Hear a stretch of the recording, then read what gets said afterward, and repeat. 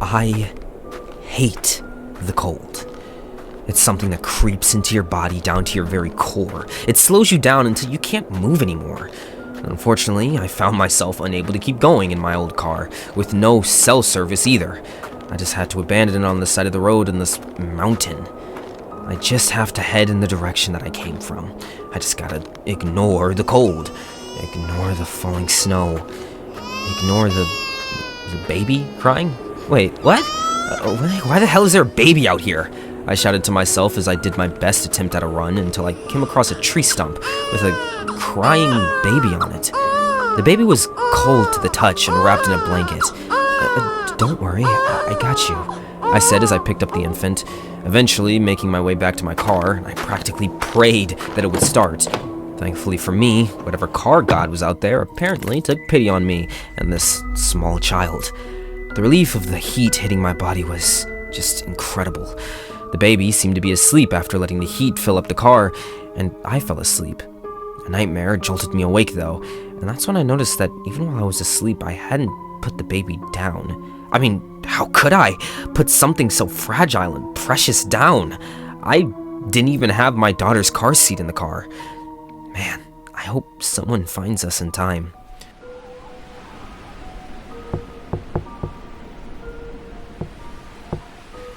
I was startled awake by someone tapping on my passenger window.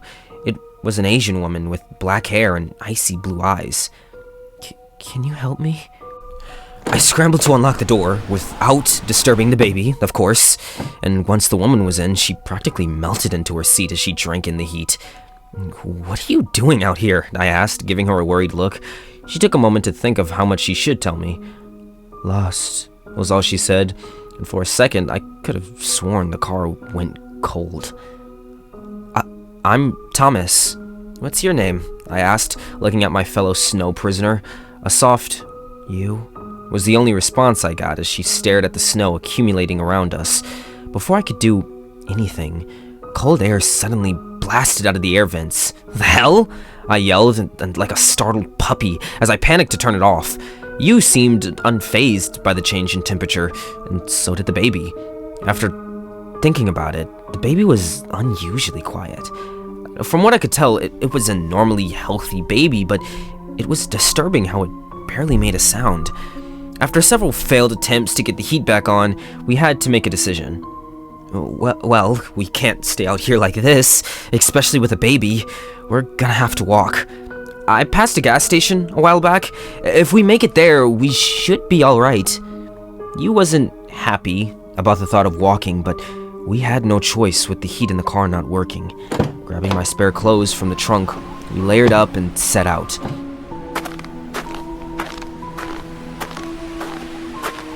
The snow is in that sweet spot that everybody loves. Makes it really hard to move.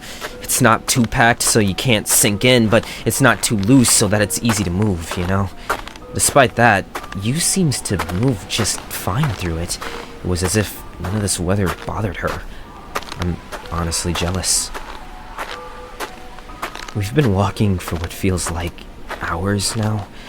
The snow is getting deeper, and the baby almost feels heavier than it was. I must be more worn out than I thought. I thought to ask you to hold it for a while, but that just doesn't seem right. Like every part of me was saying, don't let go of the baby. I gotta keep walking. I got to find help.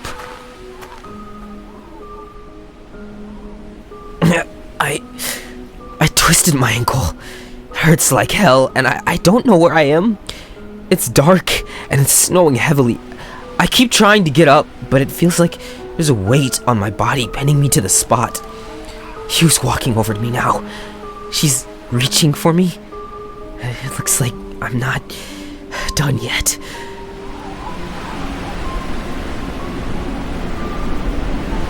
Authorities are still baffled by the body of a young man found not too far from a gas station outside of a small mountain town.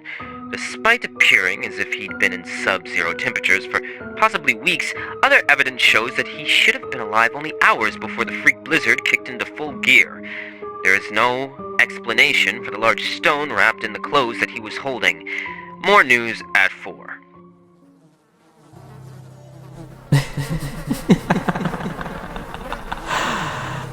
Hello, my brood. I might have embellished the truth a bit when I said I wouldn't do anything when I got here. I mean, how could I not?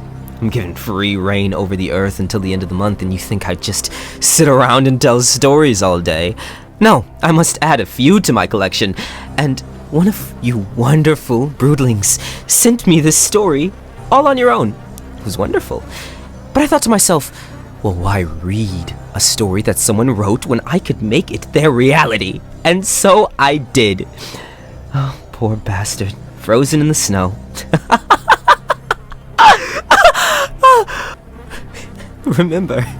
Remember to stay warm out there as it gets a little bit colder outside. That being said, feel free to send me any more stories, any of you. I'd love to add you to my collection. Speaking of which, actually, I have another story that I must prepare for tomorrow. Feastober is in full swing, and I do hope you all are enjoying. Until the next time, good night, my brood.